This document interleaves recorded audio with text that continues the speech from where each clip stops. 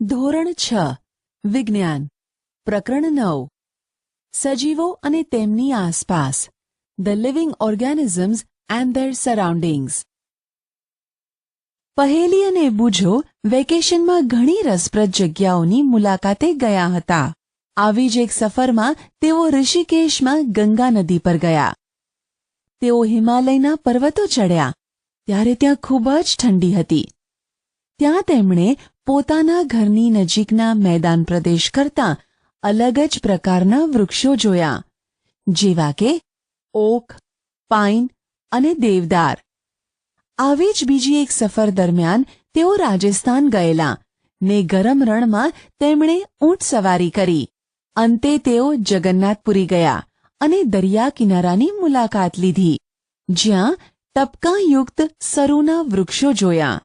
જ્યારે સફર દરમિયાન કરેલા આનંદને તેઓ યાદ કરતા હતા, ત્યારે તેમને વિચાર આવ્યો, આ બધી જ જગ્યાઓ એકબીજાથી ખૂબ જ અલગ હતી.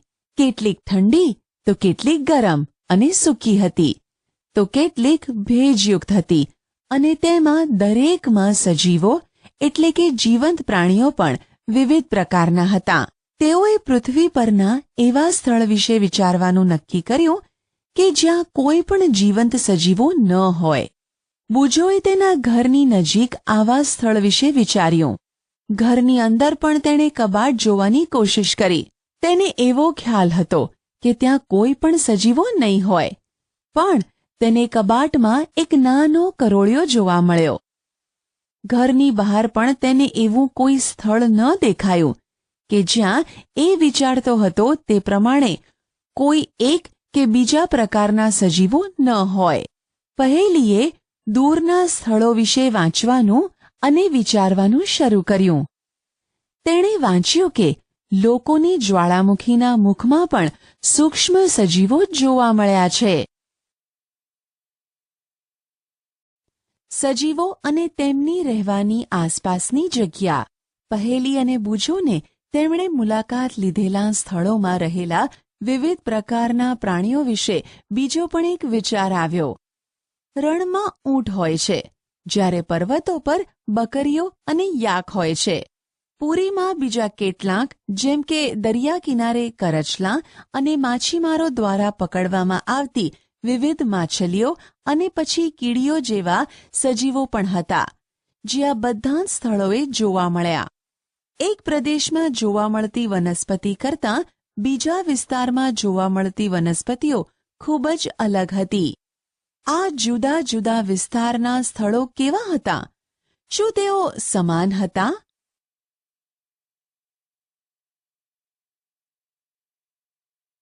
પ્રવૃત્તિ 1.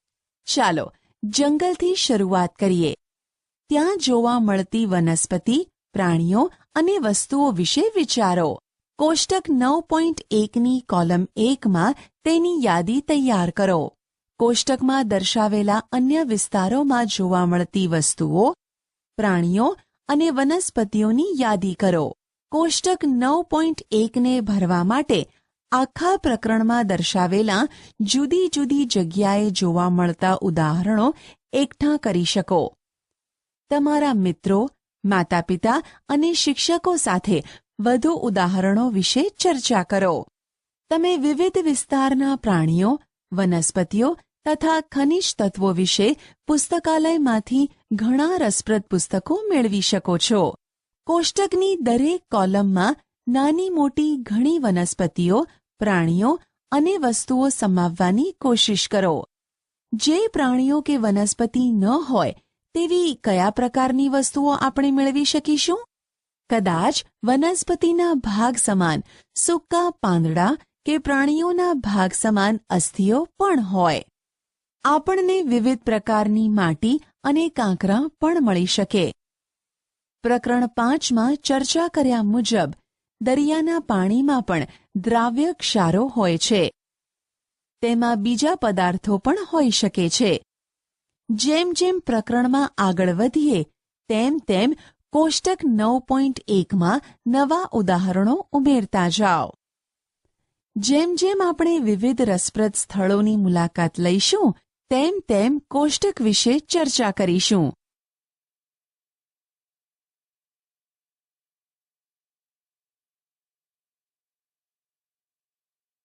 નિવાસ સ્થાન અને અનુકૂલન. પ્રવૃત્તિ 1માં યાદી કરેલા પ્રાણીઓમાં તથા વનસ્પતિમાં તમે શું નોંધ્યું? શું તમે તેમાં વિશાળ વિવિધતા જોઈ? કોષ્ટક 9.1માં તમે રણની કોલમ તથા દરિયાની કોલમમાં શું લખ્યું છે તે જુઓ. શું આ બે કોલમમાં તમે ખૂબ અલગ પ્રકારના સજીવો નોંધ્યા છે? આ બે વિસ્તારમાં આસપાસના સ્થળો કેવા હશે?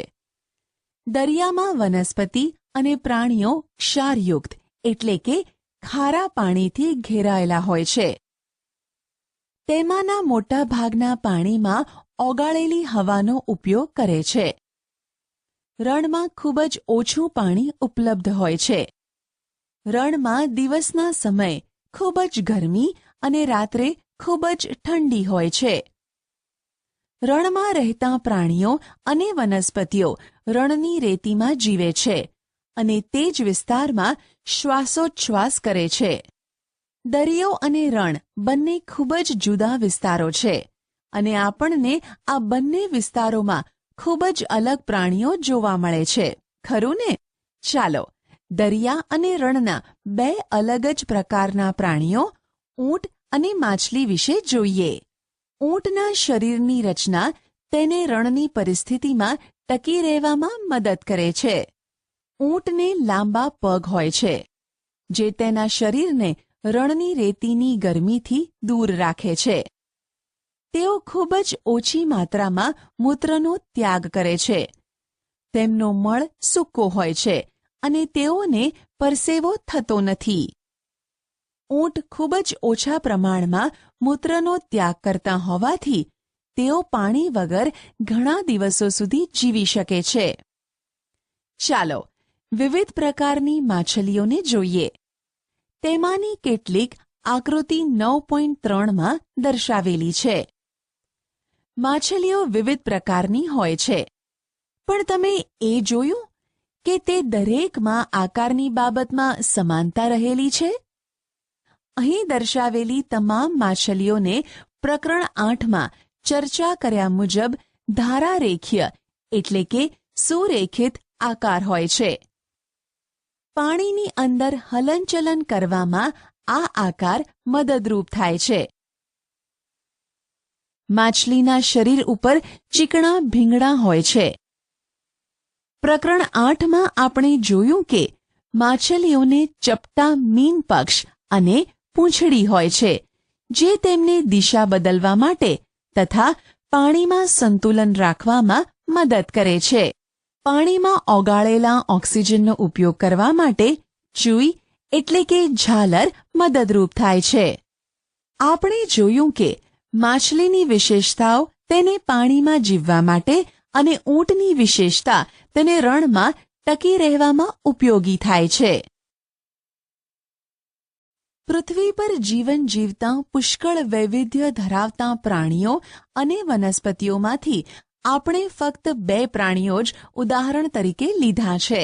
આ તમામ વિવિધ પ્રકારના સજીવોમાં આપણને એ જોવા મળે છે કે તે દરેક જે વિસ્તારમાં જોવા મળતા હોય છે ત્યાંનું કોઈક લક્ષણ ધરાવતા હોય છે. આવા ચોક્કસ લક્ષણો કે આદતોની હાજરી કે જેના લીધે તે પ્રાણીઓ કે વનસ્પતિને તેમના વિસ્તારમાં જીવવામાં મદદરૂપ થાય છે તેને અનુકૂલન કહે છે. વિવિધ પ્રાણીઓ પોતાના વિસ્તારને વિવિધ રીતે અનુકૂલિત થયેલા હોય છે. જે વિસ્તારમાં પ્રાણીઓ જીવન જીવતા હોય તેને તેનું નિવાસસ્થાન કહે છે. સજીવો ખોરાક, પાણી, હવા, આશ્રય અને બીજી જરૂરિયાતો માટે નિવાસસ્થાન ઉપર નિર્ભર હોય છે. નિવાસસ્થાન એટલે રહેવાની જગ્યા. વિવિધ પ્રકારની વનસ્પતિ અને પ્રાણીઓ સમાન નિવાસસ્થાનમાં રહેતા હોઈ શકે છે. જમીન ઉપર રહેનારા પ્રાણીઓ અને વનસ્પતિઓને ભૂનિવાસમાં રહેલા છે એમ કહેવાય.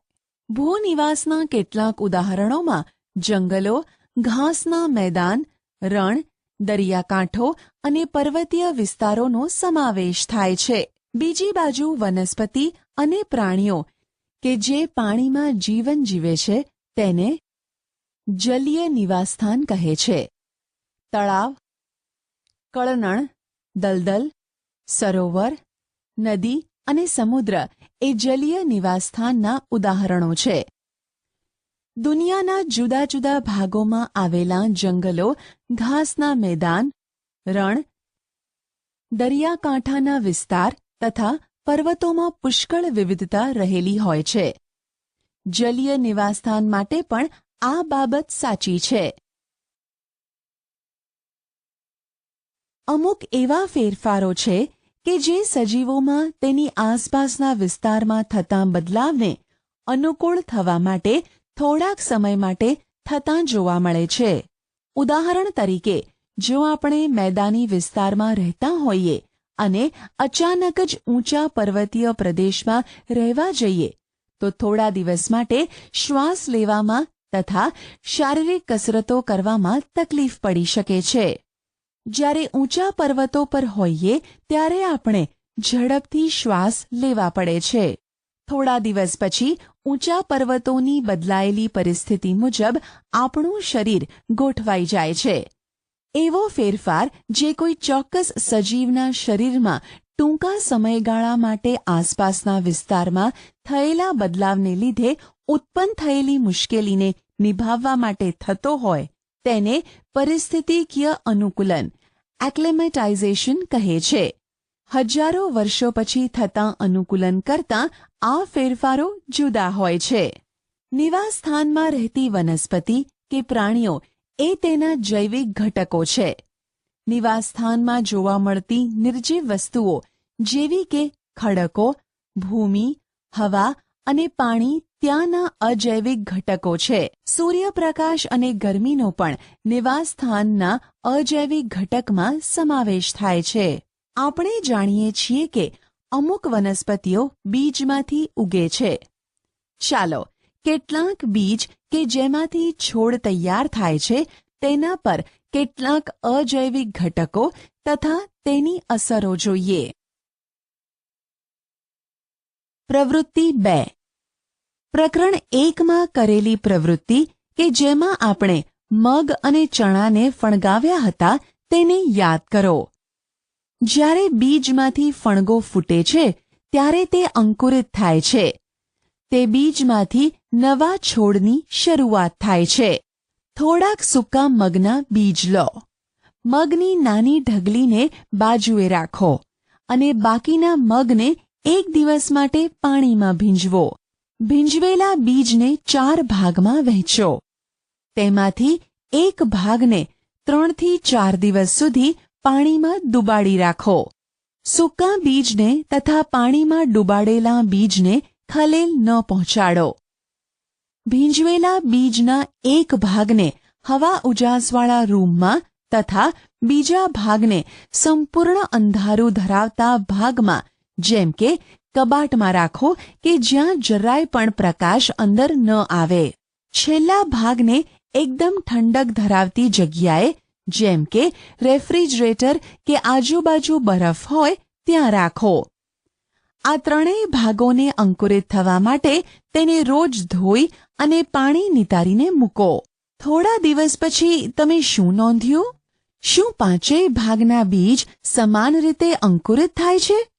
શું આમાંથી કોઈ પણ બીજ ધીમા અંકુરિત થતા હોય કે જરા પણ અંકુરિત ન થયા હોય તેવા છે?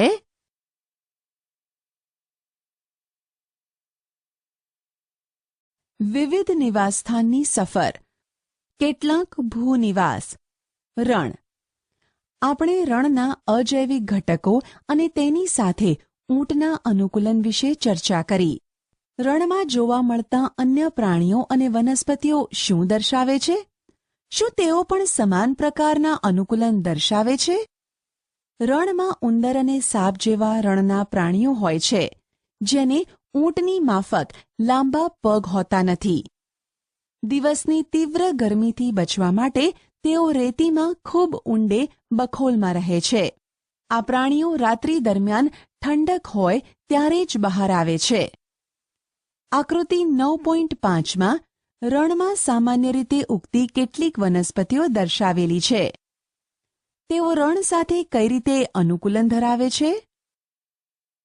પ્રવૃત્તિ 3. વર્ગખંડમાં કુંડામાં વાવેલા એક થોર અને એક પાંદડાવાળા છોડને લાવો. પ્રકરણ 7ની પ્રવૃત્તિ 4 કે જેમાં બાષ્પોત્સર્જનનો અભ્યાસ કર્યો હતો તે મુજબ બંને છોડના કોઈક ભાગ પર પોલિથીનની કોથળી બાંધી દો.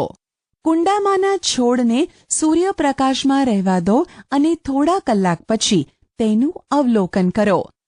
તમે શું જોયું? બંને કોથળીમાં એકઠા થયેલા પાણીના જથ્થાના તફાવતને તમે નોંધ્યો? રણની વનસ્પતિઓ બાષ્પોત્સર્જન દ્વારા ખૂબ જ ઓછું પાણી ગુમાવે છે.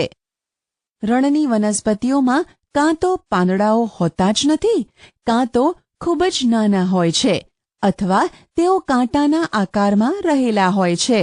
તેઓ બાષ્પોત્સર્જન દ્વારા પર્ણોમાંથી ઓછું પાણી ગુમાવવામાં મદદ. થોરમાં તમને જે પાંદડા જેવી રચના દેખાય છે તે હકીકતમાં તેનું પ્રકાંડ છે. આવી વનસ્પતિમાં પ્રકાશ સંશ્લેષણ સામાન્ય રીતે પ્રકાંડ દ્વારા થાય છે. પ્રકાંડ પણ જાડા મીણયુક્ત સ્તરથી આવૃત હોય છે, જે પાણીને જાળવી રાખવામાં મદદ કરે છે.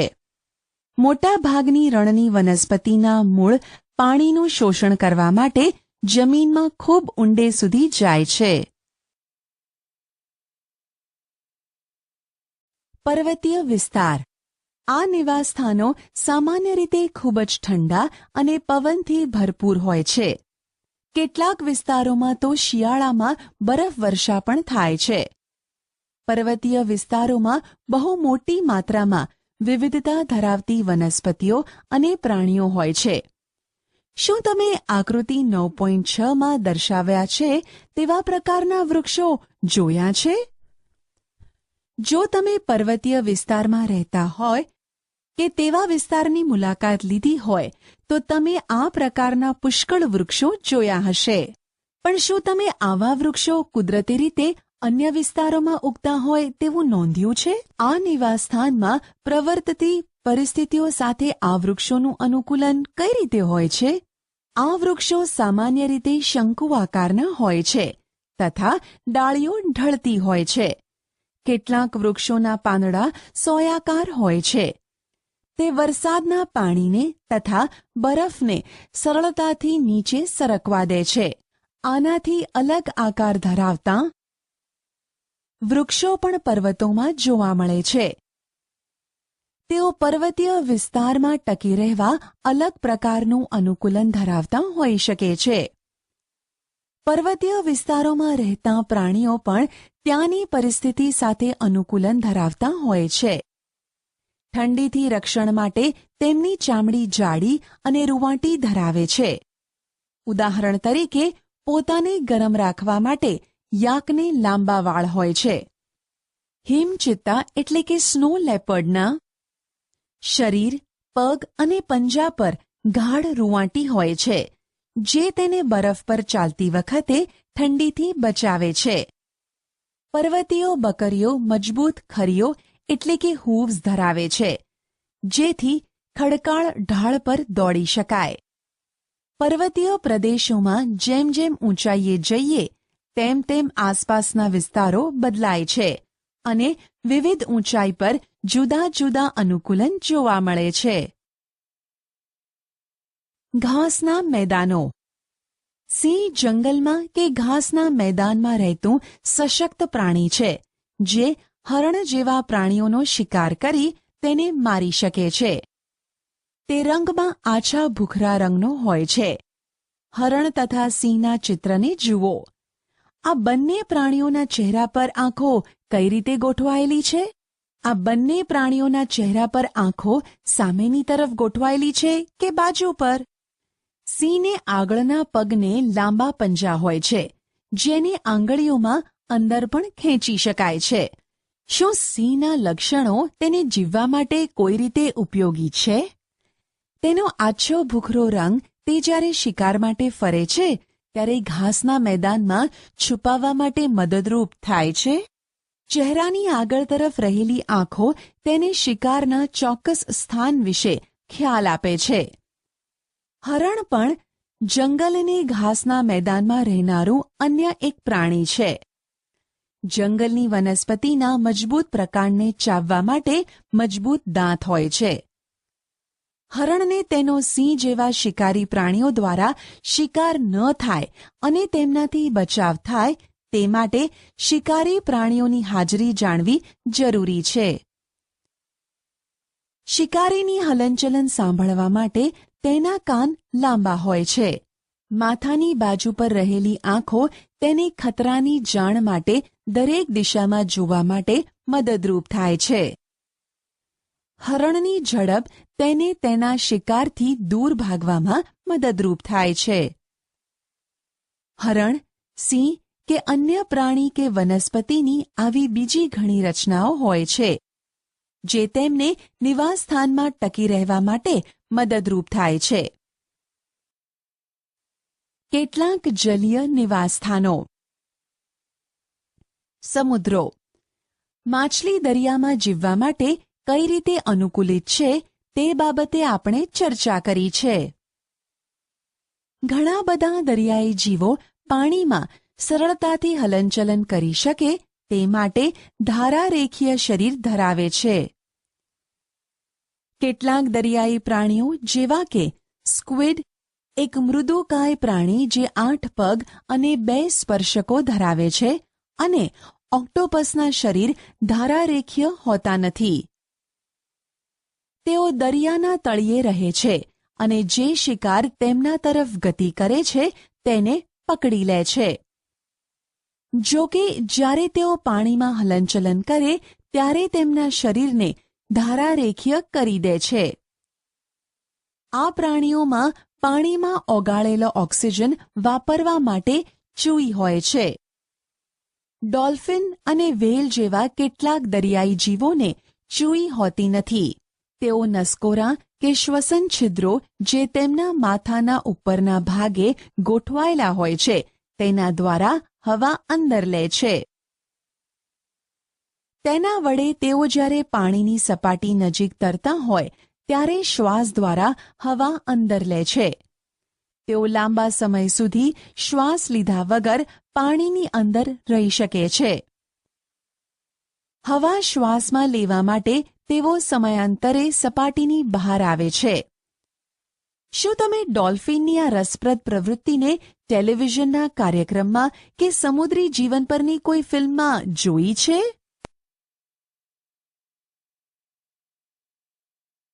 તળાવો અને સરોવરો. શું તમે ક્યારેય તળાવ, સરોવર, નદી કે નાળામાં પણ વનસ્પતિને ઉગેલી જોઈ છે? જો શક્ય હોય તો નજીકના તળાવની મુલાકાત પર જાઓ અને તેમાં જોવા મળતી વનસ્પતિના પ્રકારો દોરવાની કોશિશ કરો. આ વનસ્પતિના મૂળ, પ્રકાંડ અને પર્ણો કઈ રીતે ગોઠવાયેલા છે? કેટલીક વનસ્પતિઓના મૂળ પાણીની નીચેની માટીમાં ચોંટેલા હોય છે. ભૂનિવાસીય વનસ્પતિમાં જમીનમાંથી પાણી અને પોષક દ્રવ્યો મેળવવામાં મૂળ અગત્યનો ભાગ ભજવે છે. જો કે જલીય વનસ્પતિમાં મૂળ કદમાં ઘણા નાના હોય છે અને તેમનું મુખ્ય કાર્ય વનસ્પતિને એક સ્થળે જકડી રાખવાનું છે. આવી વનસ્પતિના પ્રકાંડ લાંબા, પોલા અને હલકા હોય છે.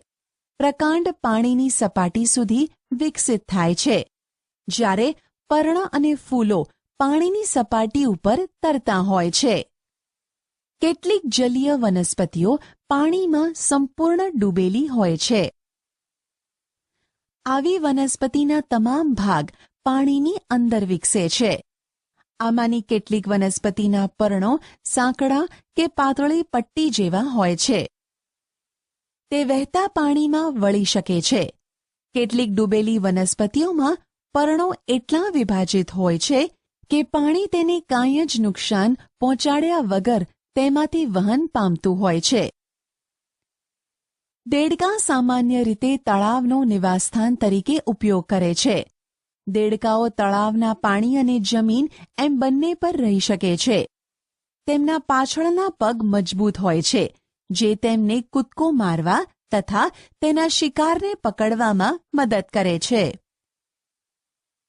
તેમને જાળપાદ એટલે કે આંગળીઓ વચ્ચે ચામડી જોડાયેલી હોય તેવા પગ હોય છે, જે તરવામાં મદદરૂપ થાય છે. જુદા જુદા રહેઠાણમાં રહેતા પ્રાણીઓ અને વનસ્પતિઓની વિશાળ વિવિધતાની સરખામણીએ આપણે ખૂબ થોડા જાણીતા પ્રાણી અને વનસ્પતિઓની ચર્ચા કરી. પ્રકરણ 7માં સૂચન કરેલી હર્બેરિયમ બનાવવાની પ્રવૃત્તિ કરી ત્યારે તમે પણ વિવિધ પ્રકારની વનસ્પતિઓની નોંધ લીધી હશે. પૃથ્વી પરના તમામ વિસ્તારોની વનસ્પતિઓના પર્ણોના હર્બેરિયમની વિવિધતાની કલ્પના કરો. સજીવોની લાક્ષણિકતાઓ, કેરેક્ટરિસ્ટિક્સ ઓફ ધ લિવિંગ બીઇંગ્સ. આપણે વિવિધ વિસ્તારોની મુલાકાત લીધી અને ઘણી વનસ્પતિ તથા પ્રાણીઓની ચર્ચા કરી. આપણે વિવિધ વિસ્તારોમાં જોવા મળતી વસ્તુઓ, વનસ્પતિઓ અને પ્રાણીઓની યાદી કરી. થોડી વાર અટકીને આપણી યાદીમાં રહેલા ઉદાહરણોમાં કેટલા સજીવ છે તે વિશે વિચારીએ તો? ચાલો જંગલમાંથી મળી આવતા ઉદાહરણોની વાત કરીએ. વૃક્ષો, વેલાઓ, નાના મોટા પ્રાણીઓ, પક્ષીઓ, સાપ, જંતુઓ, ખડકો, માટી, પાણી, હવા, સૂકા પાંદડા, મૃત પ્રાણીઓ, બિલાડીના ટોપ એટલે કે મશરૂમ અને શેવાળ એટલે કે મોસ એ જંગલમાં રહેલી વસ્તુઓના થોડાક ઉદાહરણો છે. આમાંથી કેટલા સજીવ છે? હાલમાં તમારી આસપાસ દેખાતી વસ્તુઓમાં કેટલી સજીવ છે અને કેટલી નિર્જીવ જૂથની છે તે વિશે વિચારો. કેટલાક કિસ્સાઓમાં આપણા માટે તે જાણવું સરળ છે, જેમ કે આપણા ઘરમાં રહેલી ખુરશી ટેબલ જેવી વસ્તુઓ જીવંત નથી. એડવર્ડ લિયર દ્વારા લખાયેલી કવિતા તદ્દન મૂર્ખતાને પહેલી વાંચી રહી હતી. અહીં એ કવિતાનો ભાવાનુવાદ આપેલો છે. ટેબલે ખુરશીને કીધી એક વાત કે આની તને કાંઈ થોડી છે જાણ. ગરમીમાં તાપ કેરો છે બસ સંતાપ, ને પગના ચીરાની તો શું કરું વાત. થયું થોડી જો આપણે બે મારીએ લટાર, તો નાની મોટી કંઈક વાતો બે થાય. ખુલ્લી હવાનીએ મળે મોંઘી સોગાદ, એમ ટેબલે માંડી વાત ખુરશી સંગાથ. ખુરશીએ અકળાઈને વાળ્યો જવાબ, આપણા જેવાથી તો કેમે ચલાય. મૂરખ જેવું તું આમ શાને અકળાય, જાણે છે ડગલું નહીં એકેય મંડાય. નિસાસો નાખી પછી ટેબલ ચિલ્લાય કે કોશિશ કરવામાં શું તારું છે જાય. સરખા છે પાયા આપણ બેયની પાસ, શું કામના બે બે પગથી ચલાય. પહેલી અને બૂજોને કવિતા ખૂબ જ હાસ્યાસ્પદ લાગી, કારણ કે તેઓ જાણે છે કે ખુરશી અને ટેબલ એ જીવંત નથી, કે તે વાત કરી શકે, ચાલી શકે અથવા સામાન્ય રીતે આપણે સામનો કરતા હોય તેવી મુશ્કેલીઓનો સામનો પણ કરે. આપણે જાણીએ છીએ કે ખુરશી, ટેબલ, પથ્થર કે સિક્કો સજીવ નથી. તે જ રીતે આપણે એ પણ જાણીએ છીએ કે આપણે તથા દુનિયાના તમામ લોકો સજીવ છે. આપણે આપણી આસપાસ એકદમ સજીવ હોય તેવા કૂતરાં, બિલાડી, વાનરો, ખિસકોલીઓ, કીટકો તથા બીજા કેટલાય પ્રાણીઓ જોઈએ છીએ. કોઈ વસ્તુ સજીવ છે તે આપણે કઈ રીતે જાણી શકીએ? ઘણીવાર એ નક્કી કરવું અઘરું હોય છે. આપણને એવું કહેવામાં આવે છે કે વનસ્પતિ સજીવ છે, પરંતુ તેઓ કૂતરા કે કબૂતરની માફક હલનચલન કરતાં દેખાતી નથી. જ્યારે બીજી બાજુ કોઈ ગાડી કે બસ હલનચલન કરે છે, પણ આપણે તેને નિર્જીવ જ ગણીએ છીએ.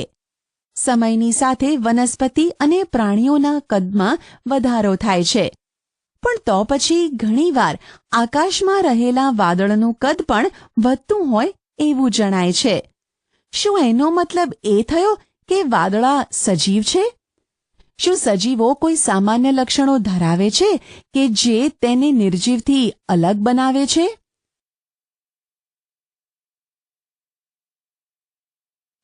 તમે પોતે સજીવ હોવાનું એક અદ્ભુત ઉદાહરણ છો. તમારામાં એવું કયું લક્ષણ છે કે જે તમને નિર્જીવથી જુદા તારવે છે? તમારી નોંધપોથીમાં આવા કેટલાક લક્ષણોની યાદી બનાવો. તમારી યાદી જુઓ તથા વનસ્પતિઓ અને પ્રાણીઓમાં પણ જોવા મળતા આ યાદીમાંના લક્ષણોને તેની સાથે સરખાવો.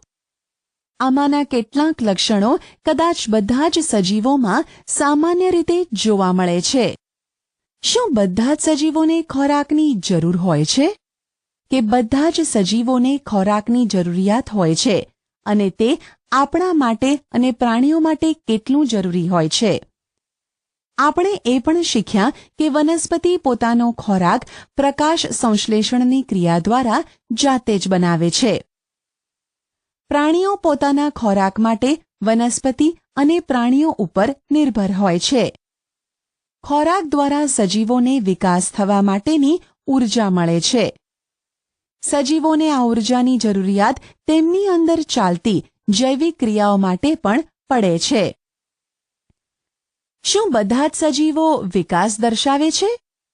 શું 4 વર્ષ પહેલાં તમારી પાસે જે કપડાં હતા તે તમને હજુ પણ ફિટિંગમાં આવે છે? તમને હવે તે થતા નથી, ખરું ને?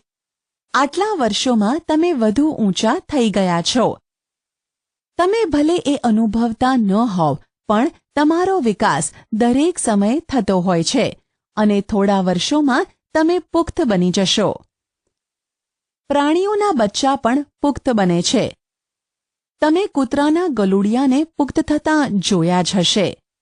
ઈંડામાંથી નીકળેલું પીલું એટલે કે મરઘીનું બચ્ચું વિકાસ પામી મરઘી કે કૂકડો બને છે. વનસ્પતિનો પણ વિકાસ થાય છે. તમારી આજુબાજુ જુઓ અને ચોક્કસ પ્રકારની વનસ્પતિનું અવલોકન કરો.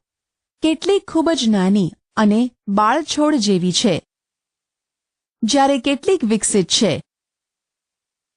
તેઓ દરેક વિકાસના વિવિધ તબક્કામાં હોઈ શકે છે. એ વનસ્પતિઓને થોડા દિવસ કે અઠવાડિયા બાદ જુઓ. તમે નોંધશો કે તેમાંથી કેટલીક કદમાં વધી ગઈ છે. દરેક સજીવમાં વિકાસ એ એક સામાન્ય બાબત છે. શું તમે વિચારો છો કે નિર્જીવ વસ્તુઓનો વિકાસ થતો નથી? શું દરેક સજીવ શ્વસન કરે છે? શું આપણે શ્વાસ લીધા વગર જીવી શકીએ? જ્યારે આપણે શ્વાસ લઈએ છીએ ત્યારે બહારની હવા શરીરની અંદર દાખલ થાય છે. જ્યારે આપણે શ્વાસ બહાર કાઢીએ છીએ ત્યારે આપણા શરીરની અંદરની હવા બહાર નીકળે છે. શ્વાસોચ્છ્વાસ એ શ્વસન ક્રિયાનો એક ભાગ છે. શ્વસનમાં આપણે શ્વાસમાં લીધેલા હવામાંના થોડાક ઓક્સિજનનો ઉપયોગ આપણું શરીર કરે છે. આ પ્રક્રિયામાં ઉત્પન્ન થયેલો કાર્બન ડાયોક્સાઇડ આપણે બહાર કાઢીએ છીએ. ગાય, ભેંસ, કૂતરા કે બિલાડીમાંથી થતી શ્વસનની પ્રક્રિયા મનુષ્યોમાં થતી પ્રક્રિયા જેવી જ હોય છે. આવા પ્રાણીઓ આરામ કરતા હોય ત્યારે તેમાંથી કોઈ એકનું અવલોકન કરો અને તેમના પેટના હલનચલનને નોંધો. આ ધીમું હલનચલન દર્શાવે છે કે તેઓ શ્વાસ લઈ રહ્યા છે. દરેક સજીવ માટે શ્વસન જરૂરી છે. શરીરે લીધેલા ખોરાકમાંથી અંતે શ્વસનને લીધે જ ઊર્જા મળે છે. વાત વિનિમય એટલે કે વાયુઓની આપ-લેની પ્રક્રિયા કે જે શ્વસનનો જ એક ભાગ છે તેની પદ્ધતિ કેટલાક પ્રાણીઓમાં જુદી હોઈ શકે છે.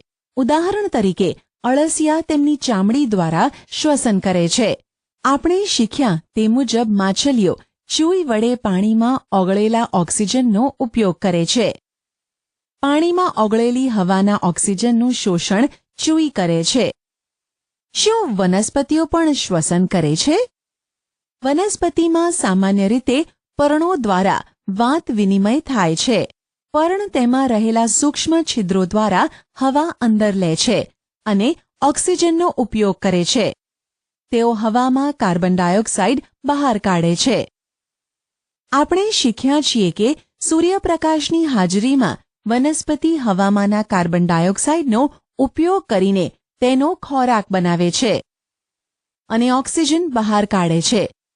વનસ્પતિ તેમનો ખોરાક ફક્ત દિવસના સમયે બનાવે છે, જ્યારે તેમનામાં દિવસ-રાત શ્વસન થાય છે. વનસ્પતિ દ્વારા ખોરાક બનાવવાની પ્રક્રિયા દરમિયાન મુક્ત થતા ઓક્સિજનનું પ્રમાણ શ્વસન ક્રિયામાં વપરાતા ઓક્સિજન કરતાં વધુ હોય છે. શું દરેક સજીવ ઉત્તેજનાને પ્રતિચાર આપે છે?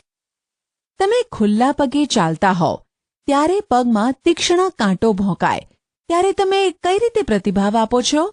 જ્યારે તમે તમારી પસંદગીની કોઈ વાનગી જુઓ કે તેના વિશે વિચારો છો ત્યારે તમને કેવો અનુભવ થાય છે? તમે અચાનક અંધારી જગ્યામાંથી તીવ્ર સૂર્યપ્રકાશવાળા સ્થળે જાઓ છો તો શું થશે?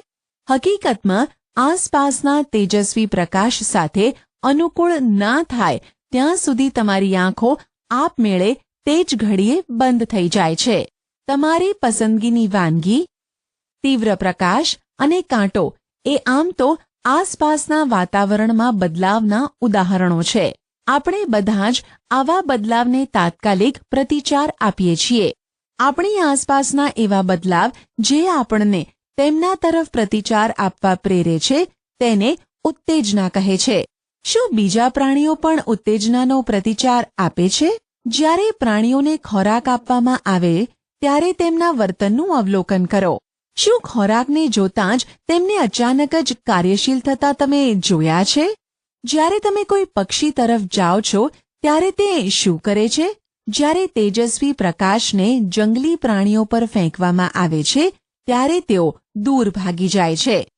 તેવી જ રીતે જો રસોડાની લાઇટને રાત્રિ દરમિયાન ચાલુ કરવામાં આવે તો વંદાઓ તેમની છુપાવાની જગ્યાઓ તરફ ભાગવાનું શરૂ કરી દે છે. શું તમે પ્રાણીઓની ઉત્તેજના અંગે પ્રતિચાર આપવાના અન્ય કેટલાક ઉદાહરણો આપી શકશો? શું વનસ્પતિ પણ ઉત્તેજનાને પ્રતિચાર આપે છે? કેટલીક વનસ્પતિના પુષ્પ માત્ર રાત્રે જ ખીલે છે. કેટલીક વનસ્પતિમાં સૂર્યાસ્ત થતાં પુષ્પ બંધ થઈ જાય છે. લજામણી જેવી કેટલીક વનસ્પતિના પર્ણને કોઈ અડકે ત્યારે પર્ણ બંધ થઈ જાય છે.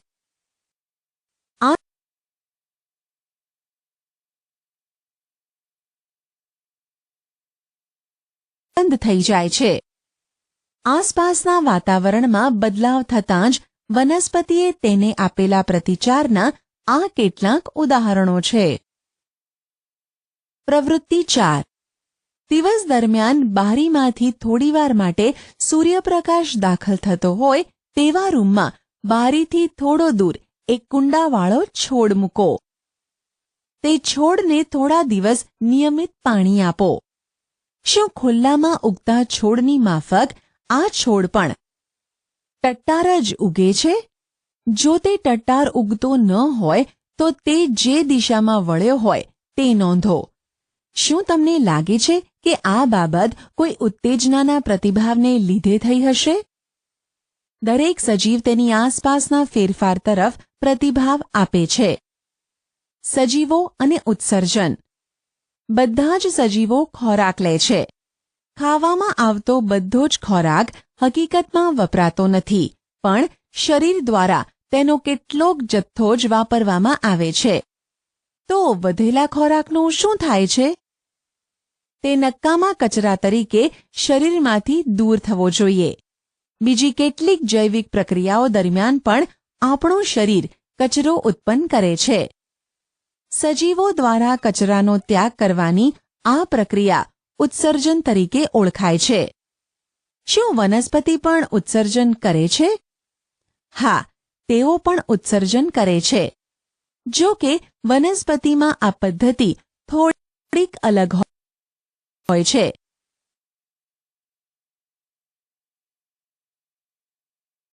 વનસ્પતિમાં પણ કેટલાક નુકસાનકારક અને ઝેરી દ્રવ્યો કચરા તરીકે ઉત્પન્ન થાય છે. કેટલીક વનસ્પતિઓમાં આ નક્કામાં કચરાનો સંગ્રહ વનસ્પતિના જ ભાગ તરીકે તથા વનસ્પતિને નુકસાન ન થાય તે રીતે શક્ય બને છે.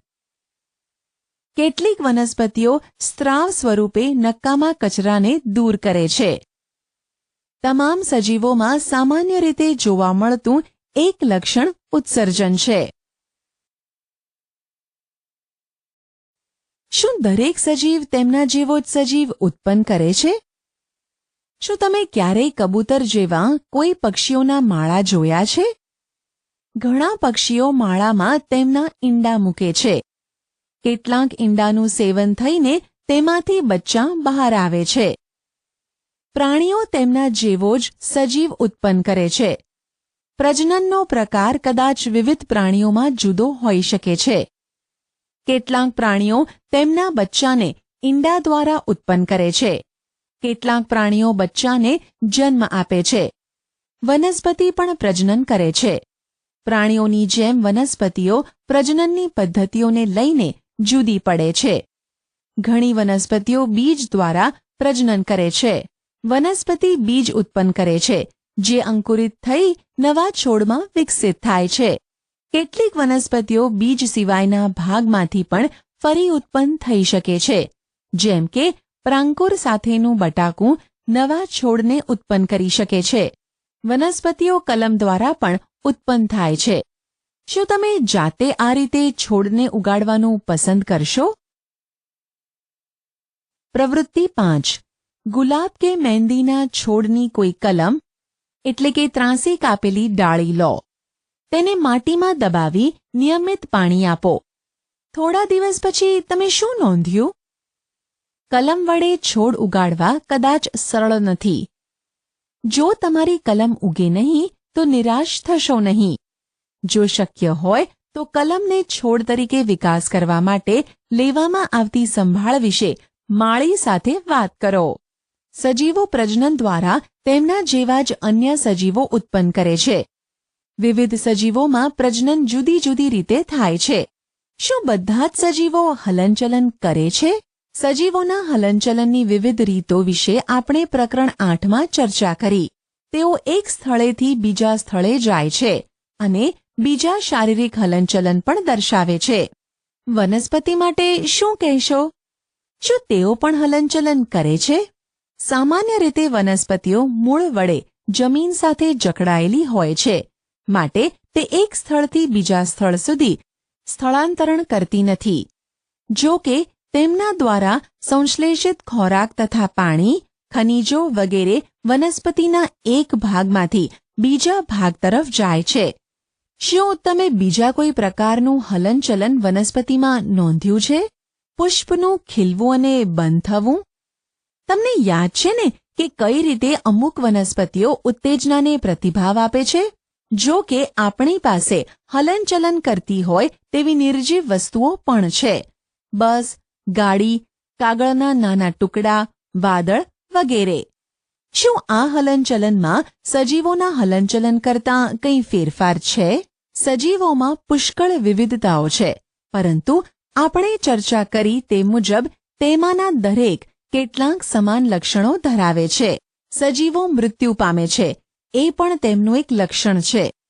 સજીવો મૃત્યુ પામતા હોવાથી પોતાના જેવા જ સજીવોની ઉત્પત્તિ દ્વારા તેઓ પોતાની જાતિને હજારો વર્ષો સુધી ટકાવી રાખી શકે છે. કોઈ એક સજીવ ક્યારેક અન્ય કોઈ જ સજીવ ઉત્પન્ન કર્યા વગર પણ મૃત્યુ પામી શકે છે, પરંતુ પ્રજનન થાય તો જ તે પ્રકારના સજીવોનું અસ્તિત્વ ટકી શકે છે. આપણે જોયું કે દરેક સજીવોમાં કેટલાક સામાન્ય લક્ષણો હોય છે. તે બધા ખોરાકની જરૂરિયાત, શ્વસન, ઉત્સર્જન, પ્રતિચાર, પ્રજનન, હલનચલન તથા મૃત્યુ દર્શાવે છે. શું આપણે કેટલીક નિર્જીવ વસ્તુઓને પણ ઓળખીએ છીએ કે જે આવા કોઈ લક્ષણો ધરાવતા હોય? ગાડીઓ, સાયકલ, ઘડિયાળો અને નદીનું પાણી સ્થળાંતર કરે છે. ચંદ્ર પણ આકાશમાં હલનચલન કરે છે. આપણી નજરની સામે જ વાદળ આકાશમાં કદમાં મોટું થાય છે. શું આવી વસ્તુઓને સજીવ કહેવાશે? આપણે જાતને જ પૂછીએ કે શું આ બધા પદાર્થો સજીવોની બીજી બધી ખાસિયતો ધરાવે છે? સામાન્ય રીતે જે સજીવ હોય તે આપણે ચર્ચા કરેલા તમામ લક્ષણો ધરાવે છે, જ્યારે નિર્જીવ વસ્તુઓ તે જ સમયે આ બધા જ લક્ષણો ધરાવતા નથી. શું આ બાબત હંમેશા સાચી છે? શું સજીવો હંમેશા આપણે ચર્ચા કરેલા તમામ લક્ષણો દર્શાવે જ છે? શું નિર્જીવ વસ્તુઓ હંમેશા બધા જ લક્ષણો એકસાથે દર્શાવવાને બદલે તેમાંના થોડાક જ દર્શાવે છે? આ બાબતને વધુ સારી રીતે સમજવા માટે ચાલો એક ચોક્કસ ઉદાહરણ જોઈએ. કોઈ એક બીજ, દાખલા તરીકે મગ લો. શું તે જીવંત છે? તે મહિનાઓ સુધી દુકાનમાં પડ્યા રહે છે, તો પણ તે વિકાસ કે જીવંત હોવાનું કોઈ જ લક્ષણ દર્શાવતા નથી. જો કે આપણે તે જ બીજને લઈને માટીમાં વાવીએ, તેને પાણી આપીએ, તો તે સંપૂર્ણ છોડ તરીકે વિકાસ પામે છે. શું આ બીજ દુકાનમાં હતું ત્યારે તેને ખોરાકની જરૂર પડી? તેને ઉત્સર્જન કર્યું, વિકસ્યું કે નવા સજીવનું ઉત્પાદન કર્યું? આપણે જોયું કે એવા કિસ્સાઓ પણ હોય છે જેમાં આપણે સરળતાથી એવું નથી કહી શકતા કે આપણે ચર્ચા કરેલા તમામ લક્ષણો તેમાં હાજર છે, જેથી તેને સજીવ કહી શકાય. તો જીવન શું છે? ઘઉંના કોથળામાં તમારો હાથ છેક ઊંડે સુધી નાખો. શું અંદર તમને હૂંફાળું લાગ્યું? ઘઉંના કોથળાની અંદર થોડી ગરમી પેદા થાય છે. દાણાઓ શ્વસન કરે છે અને આ પ્રક્રિયા દરમિયાન તે થોડી ગરમીનો ત્યાગ કરે છે. આપણે જોયું કે બીજમાં અન્ય કોઈ જૈવિક પ્રક્રિયાઓ કાર્યરત ન હોય ત્યારે પણ શ્વસનની ક્રિયા થતી જોવા મળે છે. આપણા પ્રશ્ન તો પછી જીવન શું છે તેનો જવાબ આપવો સરળ નથી. જો કે આપણી આસપાસના તમામ વિવિધતાસભર સજીવોને જોતાં તેવું તારણ કાઢી શકાય કે જીવન સુંદર છે.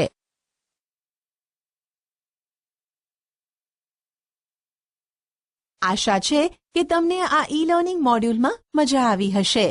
આભાર.